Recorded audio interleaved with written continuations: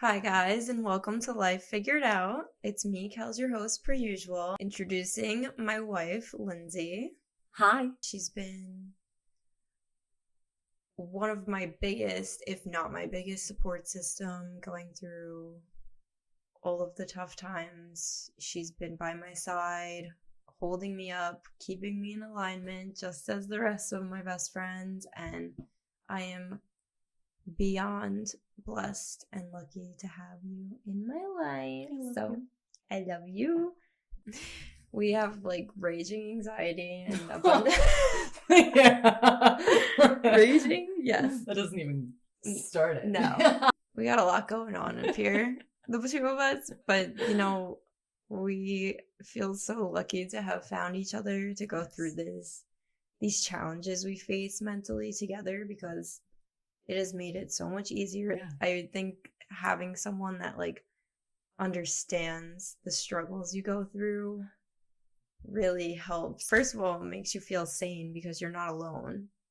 And two, absolutely never alone. We talk each other through it. We've both grown into confident, strong people coming from a very different place in life. We both have had different struggles during school throughout our life, or just in social situations in general. We just want to get into this because we know that there are a lot of younger people out there that are struggling the way that we have in the past, and we just want to let you know that it gets better and you're going to be okay and you're not alone, because there's two people right here, and there's light at the end of the tunnel. Exactly. You think that it's not easy. You think it defines you and it consumes you. No. But it doesn't. You can do things to make your life easier until you get to that point where you are comfortable with yourself, and until you go through these life changes. So we'll get into what we went through and our struggles and things with our mental health to see if you relate to any of that or resonate. And then we're going to go into how we've transformed into better people that are at least more stable, confident, and happy. A little more stable, yeah. Because we don't want to tell you that it ends. Like, it doesn't end. The struggle is constant and ongoing in our lives every day, but the growth. Yes, you grow. It's the growth. No matter what, I don't care if you're 13 or 30 or 63 or 100. No matter what, growth never stops. You always have something to learn. You always have a different way that you could get through something that you're struggling with. To say that the struggle stops and ceases would not be the way to put it. The burden gets easier. You find different coping mechanisms. You find a way to get through it, and it doesn't define you. But you're always growing, you're always changing, you're always trying to be your best self. And then sometimes you say, hey, okay, I wasn't that good today. You know what? I'm going to be better tomorrow, or I'm going to think better tomorrow. And through these coping mechanisms and things that you'll learn, you'll also find people that help make things easier as well. Like, you'll find your people that support you and are in alignment with your true self and are there for you through it all, and they don't judge you, because your mental struggles do not define you, as Lindsay just said. And if someone in your life acts like it does define you, or judges you based off of that, or writes you off, then you really need to reevaluate if you want that person in your life or not. Your friends and family members, anyone close to you in your circle, should have unconditional love for you and be there for you and make you feel better about life and happier. We've been down some pretty dark paths at young ages. And also, Lindsay has something called an obsessive compulsive disorder, which she's going to give us some knowledge about exactly what it is and how it affects her and what she does to, transform herself into someone who is strong and confident and perseveres through these things that affect her on a daily basis. So going into our past a bit, we both had struggles in social situations. Like I said, I would never say that I was bullied when I was younger, especially after hearing some of the things that Lindsay has went through. I didn't fit in and stuff, and I'll get into that. But first, I want to go into some of the things Lindsay experienced, because they are brutal and don't even sound real, because I can't believe that people actually treated people this way, and I know that they still do, and people still get bullied. And I think it's important to know that, you know, it doesn't last forever. Try to let them affect you as least as possible. But we'll get into some of the ways that you can help overcome this as well. But first, let Lindsay take over, and we'll get into some of the things that she's went through. You know, my experiences with bullying started at a young age. You know, it started first elementary school, just, you know, some rejection type stuff. I wouldn't really call it bullying. It's just, you know, not fitting in. And then it just kind of escalated throughout middle school and then high school. I had a great group of friends in middle school and high school. But it was, you know, some of the people in my grade that I was not friends with, that I wasn't very friendly with, that would, I guess, do anything and everything possible to make me feel uncomfortable. You know, looking back on it, I think that it was a little bit abnormal in the years that I was going to middle school and high school to always say, oh, you know, hey, you know, like, want to grab lunch, or, you know, want to do this, want to do that, you know, thinking I was being friendly, making friends, that, you know, it kind of puts a bit of a target on your back. Like, this girl's a little weird, you know, why is she talking to me? So, I actually remember a specific instance that really, really hit me to my core. It happened about 9th grade, and I was taking a science test, and, you know, I had already felt, oh, you know, I felt a little low about myself. You know, people don't really like me. People don't really take, you know, kindly to me. But I was taking a science test, and I was wearing these UGG slip-on, slip-off shoes, those like clogs. And I guess I slipped them off during my exam. I guess I was anxious during my exam.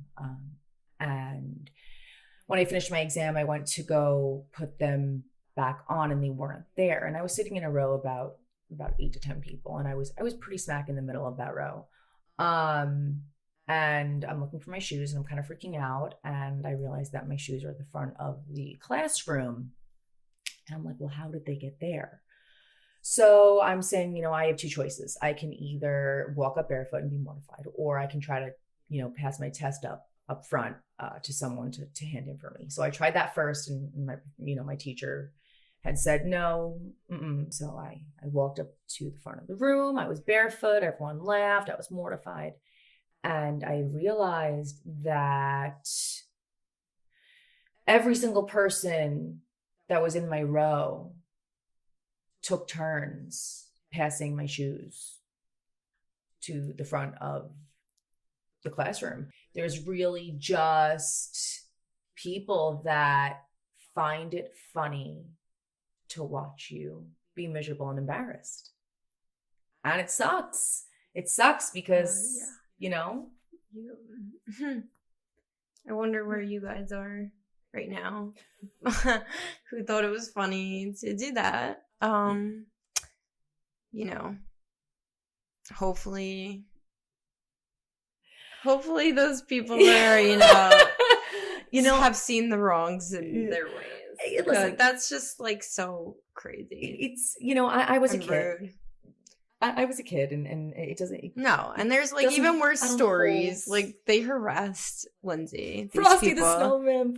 Poor guy. Yeah. They would come slash Frosty with a knife every year. My parents would blow up Frosty, and they would come and slash him. Her Frosty the Snowman blow up got literally knifed every year. Or stick a bunch of forks in my lawn. Yeah.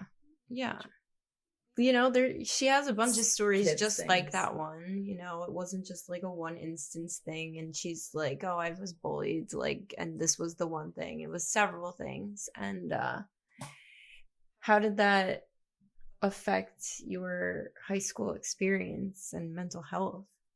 I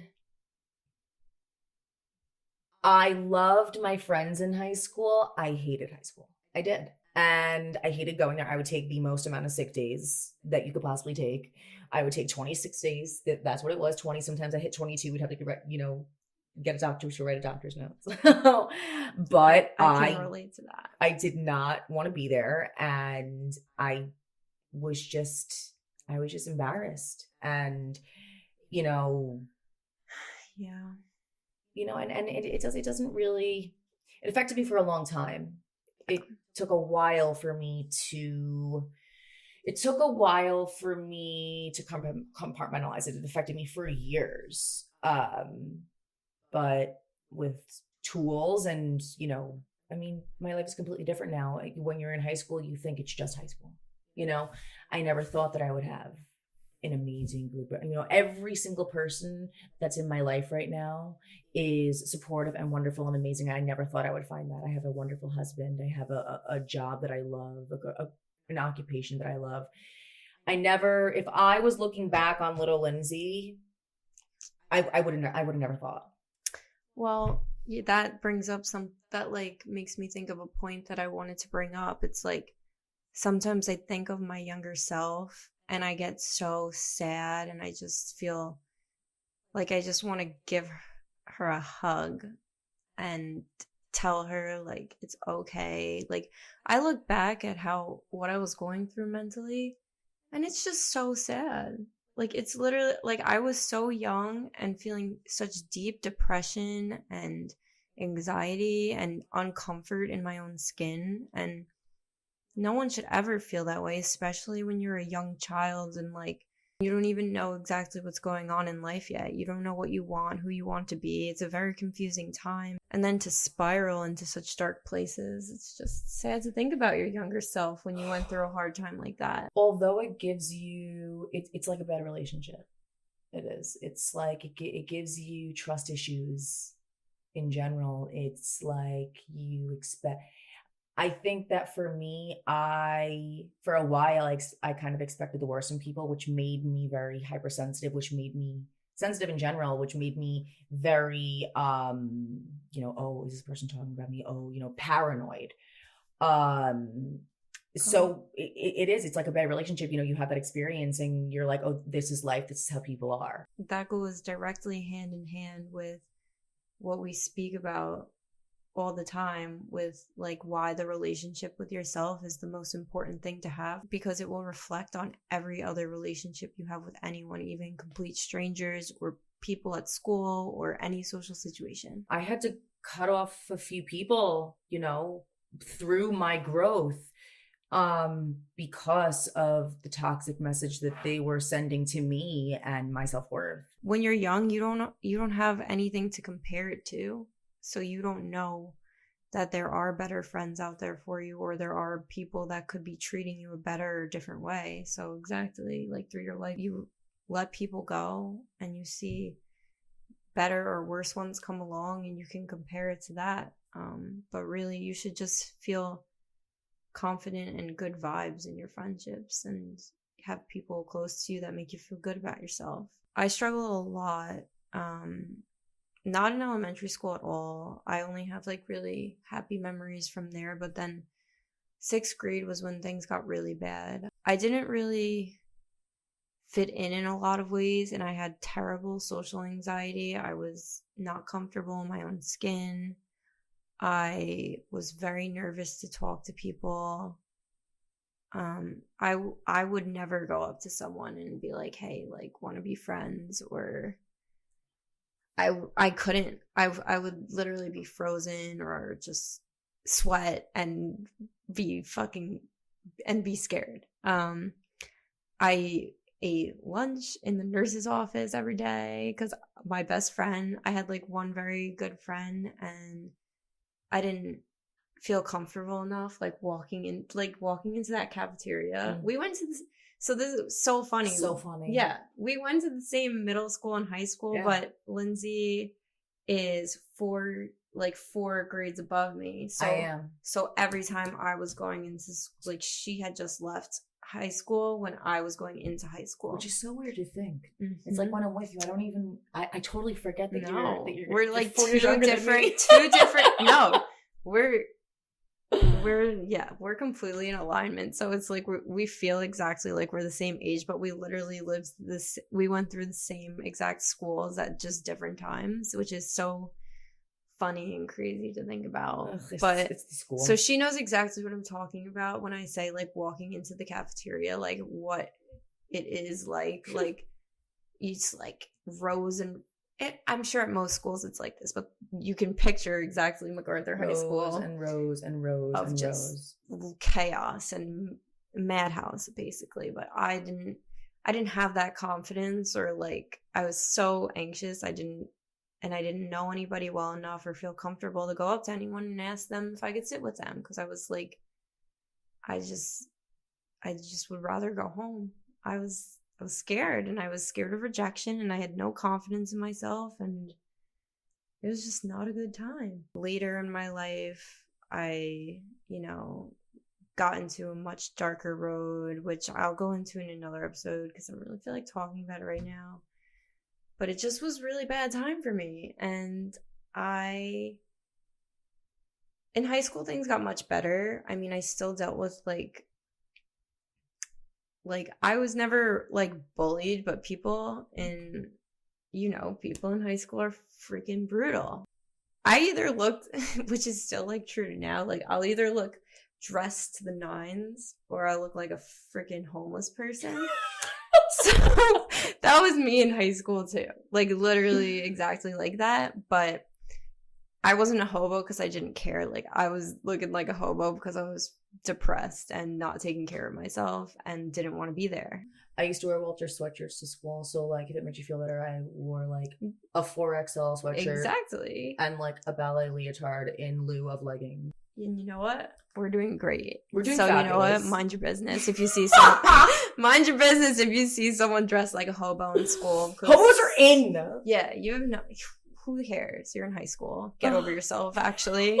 One example of someone being brutal. So I was not what you would call popular or well-known or had many friends in zero to any sense. I won best looking in my grade. And I know that the reason is probably because I had multiple friends in like other groups, and I was, always nice to literally everyone. So I think I had that on my side. But the reason I bring this up is because like after I won, I remember one day I was having a really horrible day. I was in my hobo outfit, and I was feeling already super insecure about myself. And I just remember I was walking in the hallway and I already felt like crap. And like one of the girls that were like, friends, or, one of the people against me or whatever who are running against me for a stupid award, whatever. I remember she's like talking to a guy, and like literally I see her looking at me up and down, and then she's like, I don't know how she won best looking. It's just an example, like people are so snotty. One day in my past, I didn't have any friends. I was eating lunch in the nurse's office. Lindsay was getting bullied. Lindsay was getting her shoes stolen off her feet, taking a test, and all of her classmates passing them up to the front of the room. People were slashing. It's just like, these are just little tiny specific examples, but there's, everyone goes through stuff in high school. And the reason we're sharing this is because like, you're not alone. It's not forever. Middle school and high school means little to nothing. And my best advice would just be to like focus on yourself, do things that make you happy. If you're not in a comfortable place where like you know how to set boundaries for yourself yet, try to avoid putting yourself in any situation where you're around people that are going to make you feel bad about yourself or make fun of you or anything. Just try to avoid that until you feel like you're in a good place to not let it affect you. Because when you're young, you're in a very vulnerable spot. You don't know what you want to be. You're constantly changing. I think I would just add, don't let it define you. For a long time, I let others define me.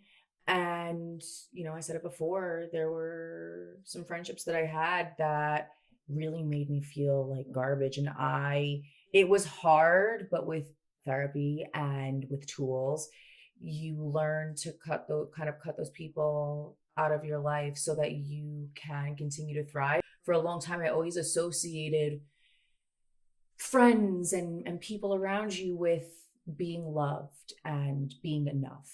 And that's not the case. You are enough. We wanted to be loved and accepted, and we felt like we had to really try hard to do that when we're constantly looking for acceptance. But really, like, your true friends will just accept you. You're not going to have to constantly be proving yourself and trying to do things to make them happy and make them accept you. They just will. Yeah. A good support system is everything. Yeah. I think we both have that.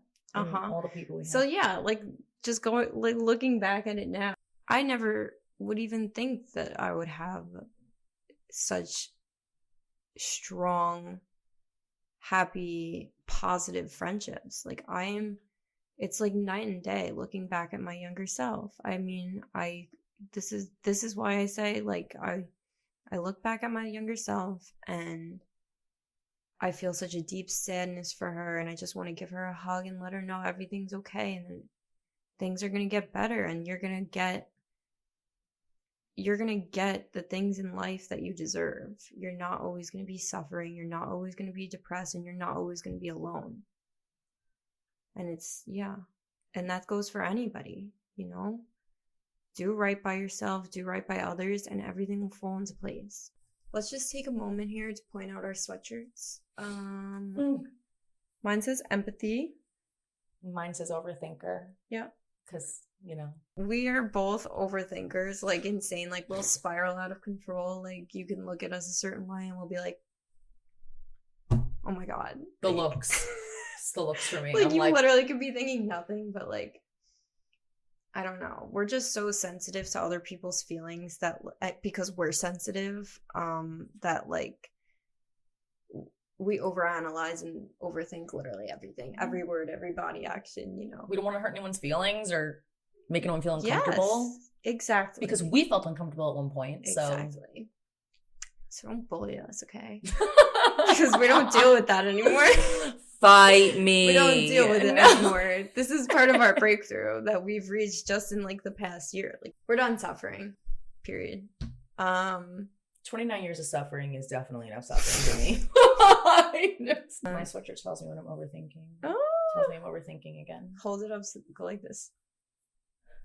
So whenever I look down at myself, it tells You're me overthinking. Even when I'm not. So I don't know if the sweatshirt's gaslighting me or not, but I'm done. And shout out to Caitlin McCann for getting me this sweatshirt, because it's one of my favorite sweatshirts. It's a cute sweatshirt. Thank you. I'm big on empathy. I have almost too much empathy. I would say I definitely have too much empathy, but then again, I don't want to make it sound like a negative thing, because at the end of the day, having empathy for people is a good thing, but it causes you to suffer a lot because a lot of people don't care. And they'll take advantage of it. It's hard sometimes in our society to have traits like being overthinkers and empaths, because a lot of people don't think at all, never mind overthink, and they also lack empathy. So it's very easy to take advantage of people that do overthink and have empathy at times, which is something we're talking about, because we need to let people out there know, like, you need to set boundaries for yourself and, you know, not let yourself get taken advantage of, which is hard, but we're working on it. We're always working on it. So something that Lindsay was diagnosed with at a young age and has struggled throughout her life with and learned things about is an obsessive compulsive disorder. This is something that we've spoken about, you know, behind the scenes, but can you just explain to them what that is? So obsessive compulsive disorder is a disorder. Now, I'm just going to preface it with saying a lot of people use it as OCD. They call obsessive compulsive disorder OCD. They say, oh, I'm so, you know, I'm so clean, I'm OCD. I'm so this, I'm OCD. What obsessive compulsive disorder really is it's almost like an intrusive thought. You have the inability to rationalize with yourself why you must do something. That's the compulsion. But you know you have to do it. So for example, at a young age, three was my number. I would have to turn lights on and off 3 times. Or I would have to touch something 3 times. I would have to, jiggle a doorknob 3 times. And as a child, you have these weird, you have a crazy imagination. So, if I didn't do that, something bad would happen. There's always if I don't do this, something bad is going to happen. So, that I just have a beautiful cocktail of obsessive compulsive disorder paired with anxiety. So, chef's kiss. With chef's kiss. So, obsessive compulsive disorder, the way I explain it to people is, this is your brain, okay? A person that does not suffer with obsessive compulsive disorder or OCD is a thought goes in, it circulates for a second, and then it goes out, right? With OCD, a thought goes in, the hole closes, and the thought is unable to exit your brain until your body, sooner or later, pushes it out. Now, when that's paired with anxiety, you get anxious about your obsessive thoughts. So that's what I dealt with when I was younger, having to touch things, this and that. As an adult, I more so deal with it as, I can start from, I have to check my stove quite a few times. I know it's off, but what if it's not? But what if it's not? Or I have to make sure people aren't angry with me. I don't think I did anything, but what if I did? But what if I did? Oh my God, what if they think that I'm this terrible person? Or, what if I said something wrong and it was misconstrued the wrong way? Or what if someone thinks this? It's the what if. That's the obsessive compulsive, is the what if. And I cope with it every single day. And it doesn't affect me so heavily every single day, but the obsessiveness with the OCD is something that a lot of people struggle with. And I think that it's a little bit abstract to talk about mental health so heavily pertaining to yourself. It's becoming more normalized, thank God. But I think this is the first time that I am actually speaking about it, not knowing who's going to see it, and I feel comfortable doing that because of the growth I've done and how I've overcome it and the tools that I use to overcome it. But it's a very real thing, and it just heightens your anxiety. It drives you nuts. Thank you for sharing that, because I really think a lot of people don't know exactly what it is. And there's a lot of people out there that also suffer from it. So we want to normalize talking about it, and I'm so happy to have someone who can share their point of view on it and your personal struggles and growth. What has helped you throughout your life to get you to a point where you're comfortable and able to work on this? I have a couple of ways that I deal with it daily, honestly. I have such a good support system that helps me deal with it daily, but the way that I deal with it is being able to deal with it myself. So what I'll do is I'll go work out. I love working out. Cardio is everything to me. So I'm always at the gym, and my parents are like, why are you at the gym? And it's because I'm anxious. So I'm doing cardio. I'll clean. That makes me happy. That's how I cope with it. But also doing my homework. My therapist gives me some homework, and really a lot of self-reflection. I self-reflect at the end of the day. I really just sit and I soak in the day, and I say, okay, what did I do right? What did I do wrong? What can I do better? That kind of reorients me, and previously I had the inability to understand my own emotions. I was so confused about them.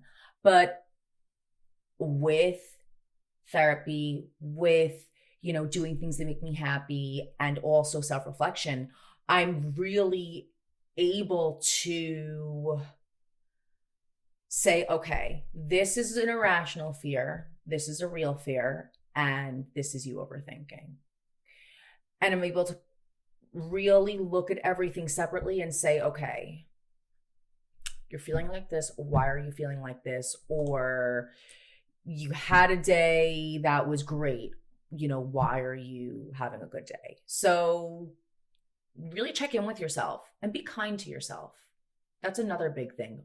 Really be kind to yourself and be patient with yourself, because when I started self-growth, I just wanted to pick up and start running and say, okay, I'm better. You're never fully better. You always grow, but give yourself time to heal and to understand yourself. Yeah. So it's self-reflection, a steady, strong support system, and therapy. Yeah. I feel like that is triple threat. Yeah, that triple threat is probably the best way to heal from anything.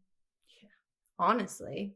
And therapy, like, although I also highly recommend therapy could be a category of just like, you need to like do like work on yourself and work through your emotions in whatever way you need to, like whatever therapy means to you, whether it's a formal therapy session, whether it's retail therapy, although don't get addicted.